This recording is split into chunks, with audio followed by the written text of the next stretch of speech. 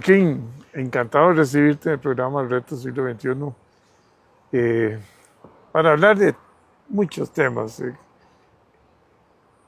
que tienen que ver básicamente con la elección del Santo Padre. Ahora están en la capilla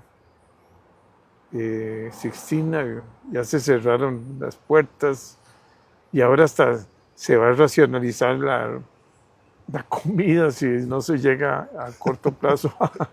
Bueno, yo creo que eso fue algo que ocurrió casualmente en la Edad Media, que hoy día ese tipo de, por ejemplo, sí, los cardenales que están ahí dentro no pueden comunicarse con nadie, no pueden hacer llamadas telefónicas, no pueden usar, o sea, se les ha pedido que entreguen su celular.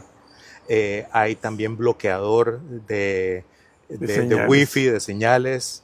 Entonces es muy interesante, podríamos decir, la forma como se toman muy en serio el tema de que están aislados y de que es una iglesia que cree que es el Espíritu Santo El que va. el que ilumina, ¿verdad? Aunque también es muy interesante saber que Benedicto XVI, antes de ser papa, había escrito que, que no siempre ha quedado el candidato del Espíritu Santo, cosa que es muy sorprendente cuando uno lo lee. Y él dice, es evidente que ha habido papas que han dejado muy mal rastro, aunque tenemos una historia de papas muy santos y muy buenos, pero que ha sido, es una cosa muy llamativa que él haya escrito eso. Y otro beato de la Iglesia Católica decía que si los católicos no rezamos lo suficiente, Dios puede enviarnos el papa que él quiere, pero que es un papa que puede más bien causar eh, una cierta confusión en la iglesia. Y son santos y beatos o hombres muy conocidos los que han dicho eso. Y es que, vamos a ver, yo creo que cuando estamos hablando de un cónclave, estamos hablando obviamente de la Iglesia Católica, y es algo bastante inclasificable. Por eso es que a veces, inclasificable en el sentido que no hay nada parecido a la Iglesia Católica, es muy única. Y si nosotros nos vamos como a los primeros siglos y repasamos un poco la historia, nos damos cuenta también que ha habido una evolución increíble en la forma como es escogido el Papa, ¿verdad? Desde el principio, ¿verdad? Por ejemplo, bueno, el primer papa es Pedro, decía el propósito general de los jesuitas la semana pasada, una cosa que nos recordó a todos, una cosa que es muy evidente, es que no estamos escogiendo al sucesor de Francisco, sino que estamos escogiendo al sucesor de Pedro. Entonces eso marca una señal también de que no deberíamos de hacer como banderías políticas, y eso es muy difícil para los periodistas y para los comunicadores, dejar de clasificar todo en izquierda, derecha, liberales, conservadores, en bergoglianos o tradicionalistas, de muchas formas, ¿no? Entonces, estamos viviendo un acontecimiento único en la historia, bueno, único no, pero sí que es muy particular y que se da solo en la Iglesia Católica, lo que se está viviendo en este momento. Pero a mí lo que me impresiona es que son 71 países, Sí, 120 eh, cardenales, sí, digamos, ahorita son el último dato que yo tengo es que entraron al cónclave 133 cardenales, 133. pese a que el protocolo admitía 120, un máximo de 120. Esto fue elaborado por Juan Pablo II en el protocolo, o sea, tiene un nombre muy particular en latín, pero el protocolo y lo que se debe seguir son 120. Los cardenales acuerdan que si van a haber 133, que pueden estar los 133. Pero solo 120. No, Ah, no, ya, los ya son los 133. 133 pueden estar, y que esos 133 es el grupo más variado que jamás se ha dado en la Iglesia Católica, porque, como usted decía, son de 71 países. El porcentaje más alto sigue siendo europeo, luego el continente americano, después Asia, África y finalmente Oceanía, ¿verdad? Donde en Oceanía Sí, hay sí. tres cardenales y es muy llamativo que también el cardenal más joven es un ucraniano, pero que vive en Australia y que es obispo de los grecocatólicos de Australia. Y son cardenales que tienen menos de 80 años. O sea, ya el que Sí, tiene más de 80 sí, sí, va para sí. afuera. Sí, sí, sí, sí, eso también es reciente. Eso podríamos decir que la historia evolutiva de la iglesia ha ido haciendo que varíen muchas cosas en cuanto a en los cónclaves, quiénes están, quiénes ya no pueden estar, etcétera, ¿verdad? Y de hecho, otra cosa interesante es que los cardenales no Muchos no se siempre, conocían. no se conocían, y para eso son lo que se llama las congregaciones generales, que son unas reuniones que tienen desde varios días antes Para para poder socializar un conocerse, poco. y después a todos los que quieran se les da un espacio de unos minutos para que cada uno explique qué es lo que ellos consideran que es necesario para la iglesia. Y los demás escuchan, los demás van calibrando. Pero es mucho fuerza, porque Francisco ha elegido la mayoría. Sí, Creo que son 108 solo de Francisco. sí, sí, sí, sí, O sea, son bastantes cardenales. Hay un o sea, grupito de... mucho la fuerza de Francisco. Yo sé que no es político, pero todo en la vida es un poco de política. Sí, cuando estamos los seres humanos ahí, pues todo termina siendo en parte muy político en el sentido de bandos. Pero, en fin, hablando de bandos, yo creo que el mundo está tan polarizado que es casi que inevitable que afecte también de una forma u otra a la iglesia, porque nos movemos en el mundo, ¿verdad? Y hay efectivamente un porcentaje altísimo de cardenales escogidos por Francisco, pero también hay unos 22 que fueron escogidos por Benedicto, y todavía quedan 3 que están dentro del cónclave escogidos por Juan Pablo II. Y eso es interesante.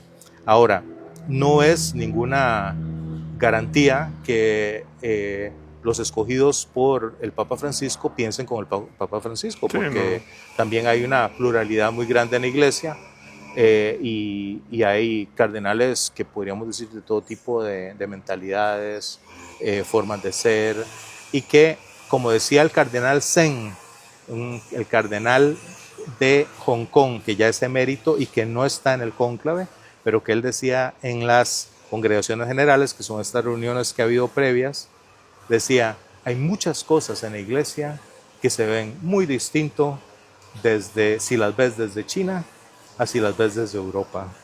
Entonces tenemos que poder entender mejor muchas de las decisiones que se toman en ciertos lugares por la mentalidad que hay. Y eso no quiere decir que se está yendo contra la doctrina o se está brincando la doctrina, simplemente que hay muchísimas cosas de aplicabilidad práctica y de situaciones y de contexto que llevan a actuar de una forma y no de otra.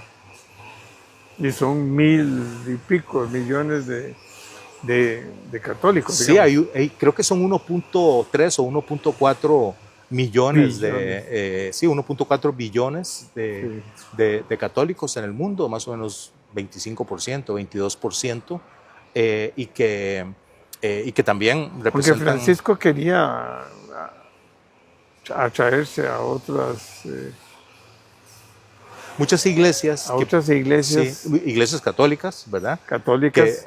por ejemplo, hay cardenales de Pakistán, un cardenal de Pakistán, hay un cardenal de Timor Occidental, hay un cardenal de Suecia, y decir Suecia, bueno, es que Suecia es europeo, tal, sí, pero es un país donde la cantidad de católicos es pequeñísima, pequeñísima. En Timor la cantidad de católicos es muy grande, pero es una islita muy pequeña. Entonces Francisco ha querido introducir una representatividad interesante en la iglesia que nunca se había dado hasta ahora. Como una asamblea Así es, así es, de las naciones así donde hay es. participación de la Sí, iglesia así es, católica. así es, así es. Es muy, muy amplio, muy universal, y hace buen nombre al propio nombre, Iglesia Católica, que es universal. Es universal, sí. Sí,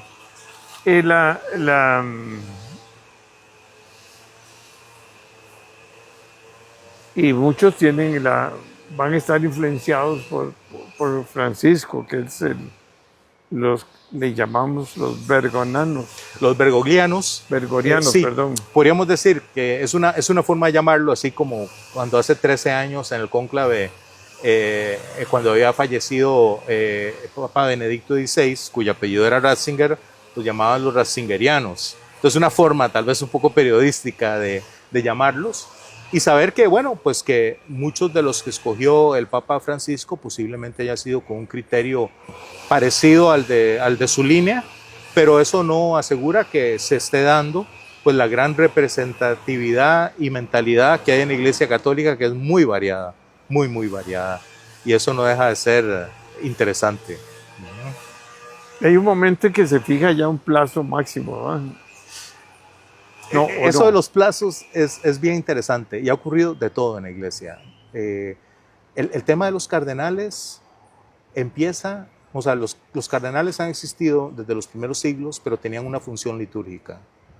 Es más o menos en el año 1050 aproximadamente que el Papa del momento le pide a esos cardenales o les otorga la potestad de poder escoger al Papa. Estamos hablando del año 1050, eso quiere decir que la Iglesia funcionó durante 1000 años sin cardenales o con unos cardenales que se dedicaban solo a funciones litúrgicas de apoyo al Papa. Entonces, en el año 1050 es la primera elección con cardenales, habían 7 cardenales, y luego poco a poco fue introduciéndose, porque no quiere decir que la siguiente escogencia papal fue hecha por cardenales, sino que tardó 100 años en asentarse.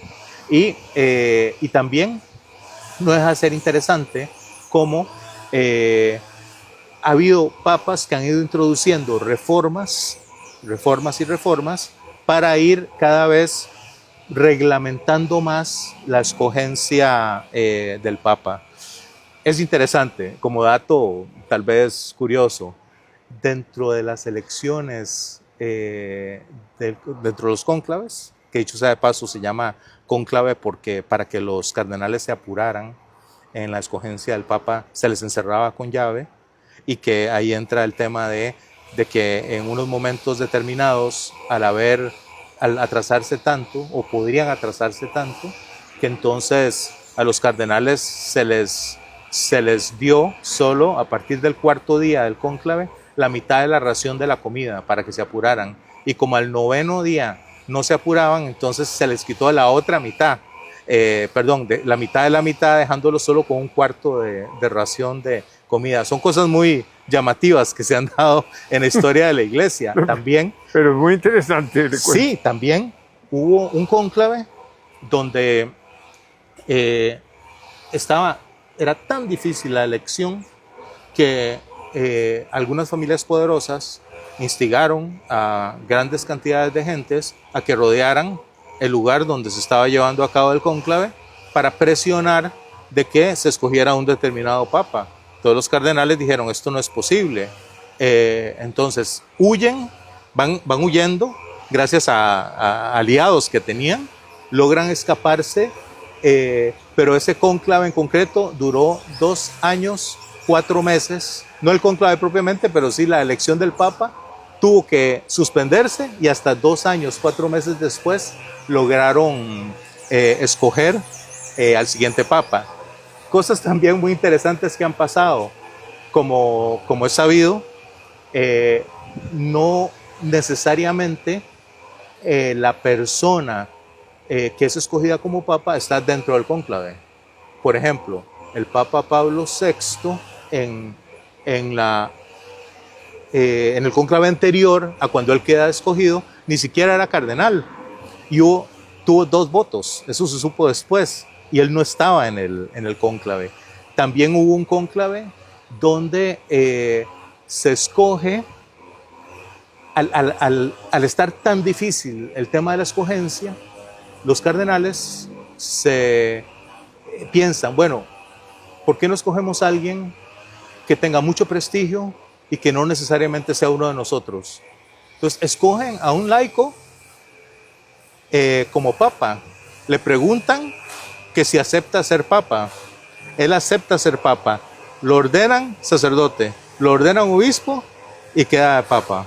¿sí? Ese tipo de cosas se han dado en la iglesia y son cosas verdaderamente, son llamativas, pero uno dice, bueno, en parte uno dice, bueno, esto ha durado 2000 años, entonces quiere decir que o el Espíritu Santo mueve esto, o, o sería imposible entender cómo es que algo como esto sigue perdurando después de 2000 años. Bueno, el mundo está muy convulso, hay mucha polarización, mucha violencia. Así es. Cada vez se han venido perdiendo muchos valores en la sociedad. La Iglesia Católica necesita un gran líder, ¿verdad? Sí. Francisco era un gran líder. Era muy humanista, ¿verdad? Sí. Por decir, era un gran pastor. Era un gran pastor. Aparentemente, por lo que han dicho muchos. Porque Benedicto era más un teólogo, era un hombre que analizaba mucho la parte de la teología. Sí. Los cardenales tienen que ser gente toda muy preparada, porque lleva todo un proceso, me imagino, es como ir creciendo, ¿verdad? Sí. En distintos rangos, ¿verdad? Sí. Y manejan muchos idiomas normalmente. Algunos, sí. Así es. Es muy interesante. Francisco manejaba 4 o 5 idiomas. Sí. Es muy interesante porque también cada papa tiene su particularidad. El papa Juan Pablo II era un gran filósofo. El papa Benedicto XVI era un gran teólogo. Y el papa Francisco, que todavía está por estudiarse su legado, se le conoce como un gran pastor. De hecho... Igual Juan Pablo. Yo sí, Juan Pablo es que lo fueron. Me acuerdo de un gran acercamiento. Es más, estuvo en Costa Rica. Claro. Y él era de la idea de que había que visitar todos los países y que el Papa los visitara para ver la gran cercanía que había del Papa. Claro, hizo una gran labor en todos los países. Sí. Benedicto XVI, por otro lado, en parte, quería dedicar mucho de su pontificado a que cada vez hubiera mejores sacerdotes en la iglesia, convencido de que entre mejores sacerdotes la iglesia cambiaría. Pues el Papa Francisco pues era un hombre pues muy cercano a la gente, muy cercano a los pobres. Pero también fue muy duro con lo que fue las situaciones, digamos, un poco fuera de lo que debe ser un arzobispo, digamos, en la parte moral, en la parte, sobre todo en lo que es la parte extrasexual, que afectó mucho, ¿verdad? Sí. Francisco, podríamos decir, a veces fue muy duro con algunas personas. Además, hubo un cardenal que no sé si se incorporó o no se incorporó entre los 120.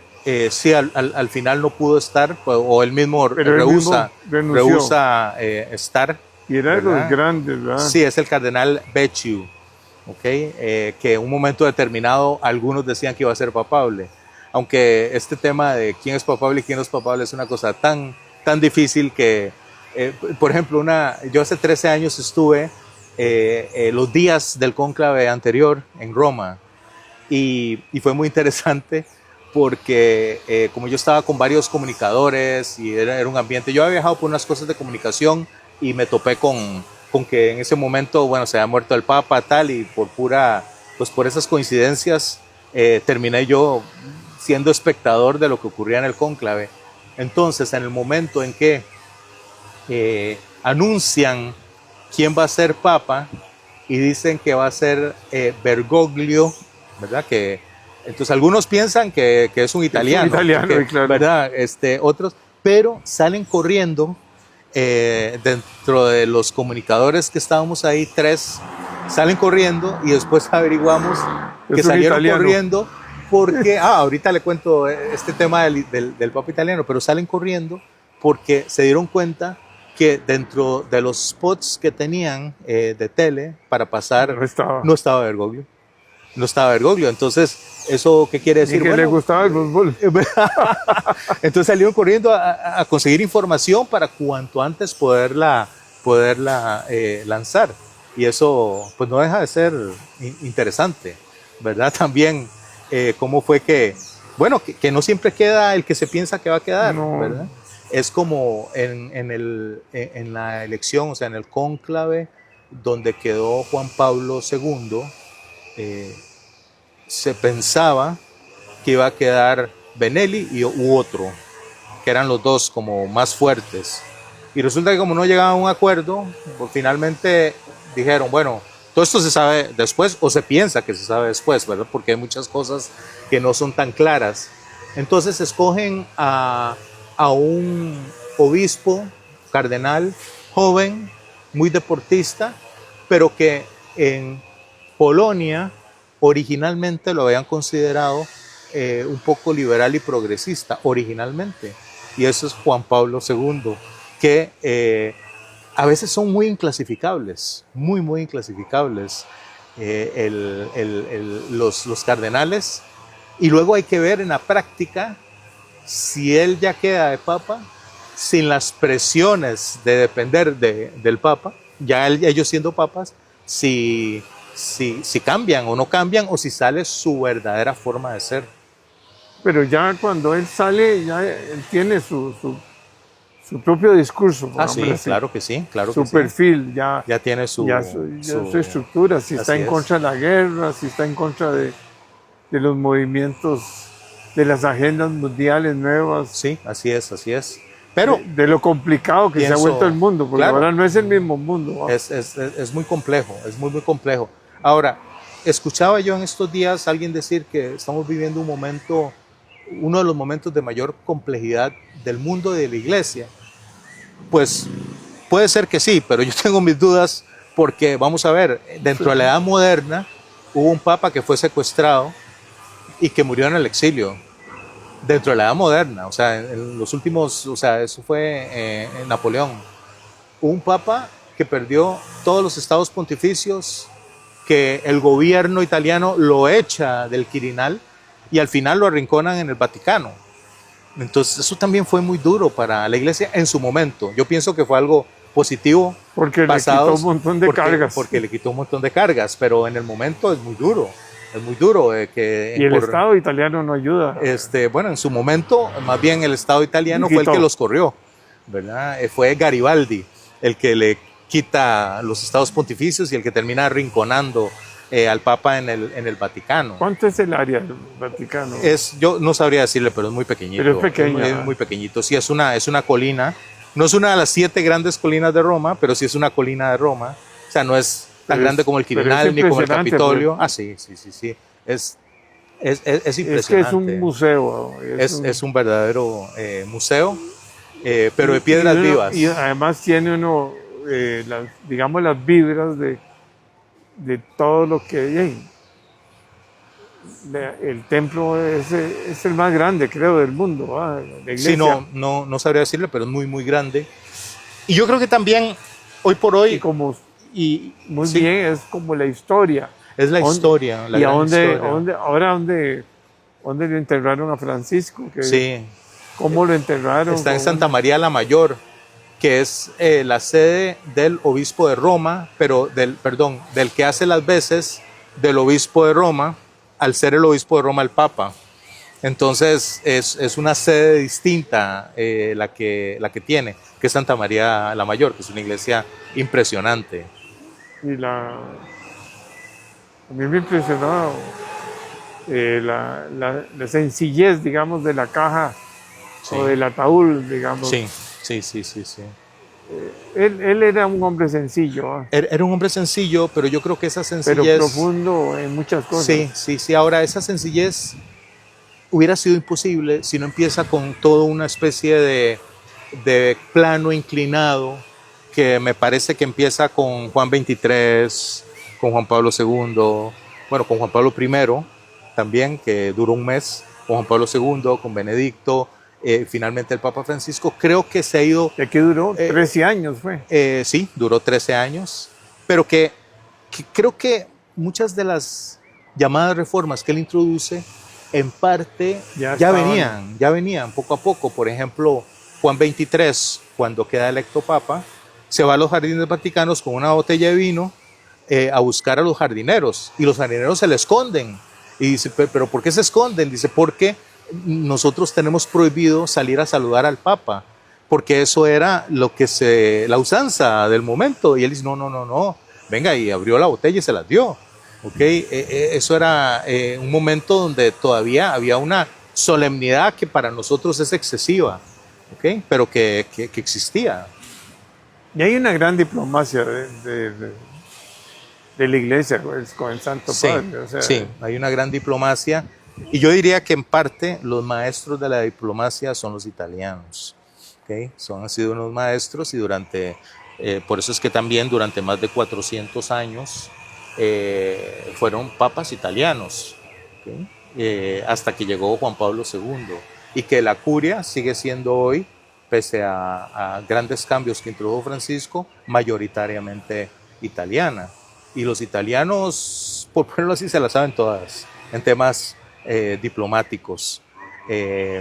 Tienen una manera extraordinaria de moverse y de, podríamos decir, de aproximarse a los problemas, de dialogar, y eso ayuda mucho, ¿verdad? Algunos quisieran un papa italiano, no sé, y también creo que ya todo lo que se ha dicho de los papables ya se ha dicho, y por eso es que hemos querido introducir algunas notas más históricas en esta conversación. y el juego y el papel del Papa en estos conflictos bélicos tan violentos, Sí. en esta situación como la que estamos viviendo en todo el Oriente, Sí. con todo Sí. esto también de la guerra con Ucrania, Ujú.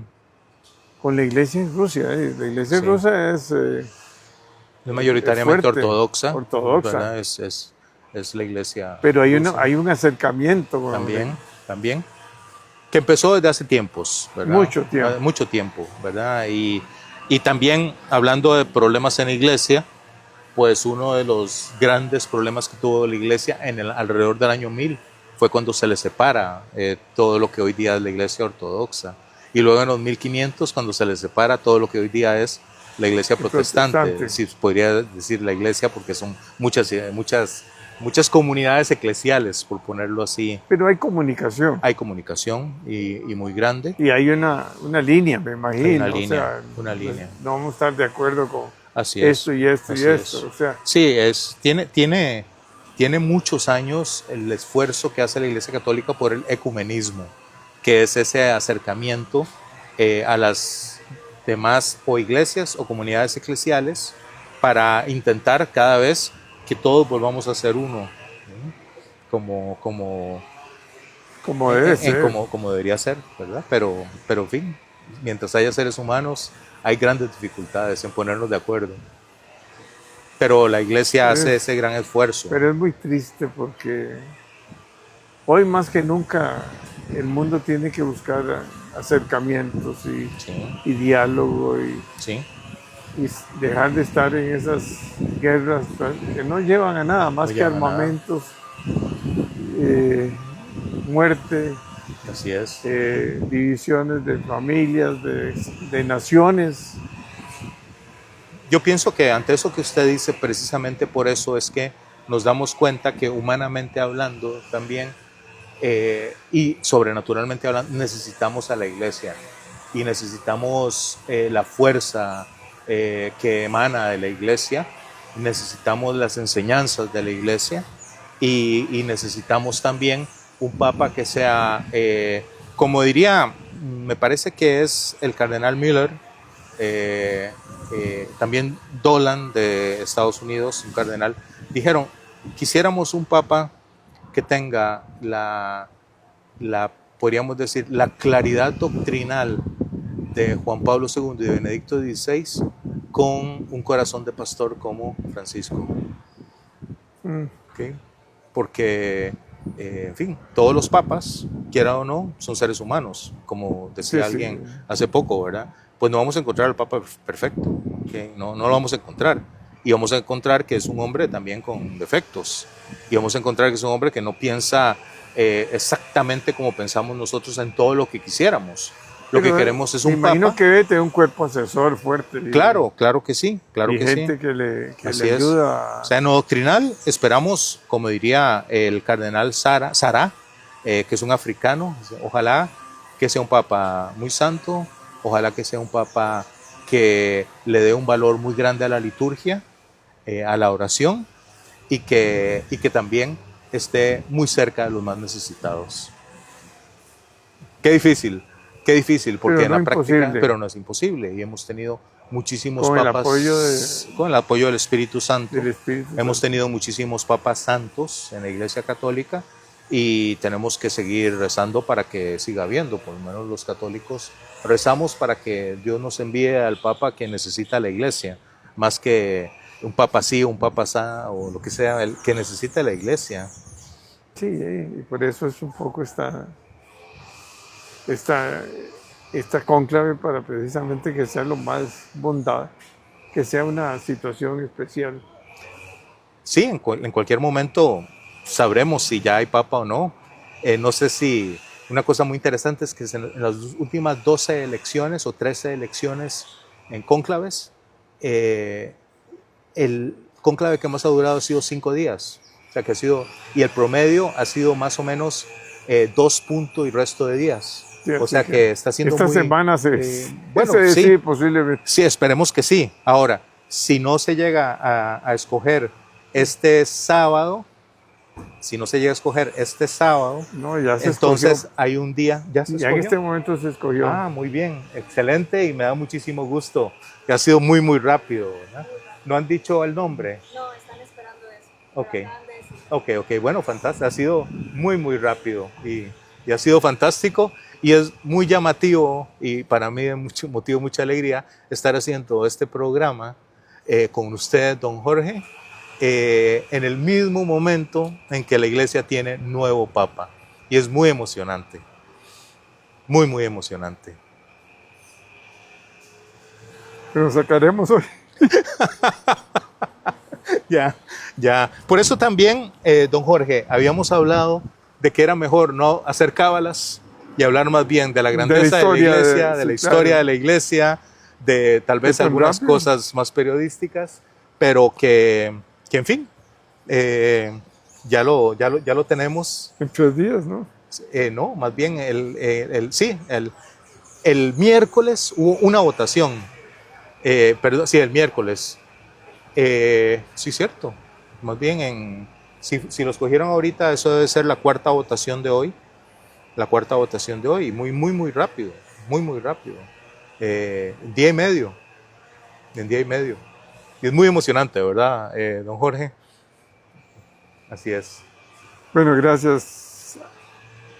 Para mí ha sido un privilegio estar con usted y también que quien nos acompaña grabando este programa nos haya podido avisar que en este momento ya se escogió el Papa.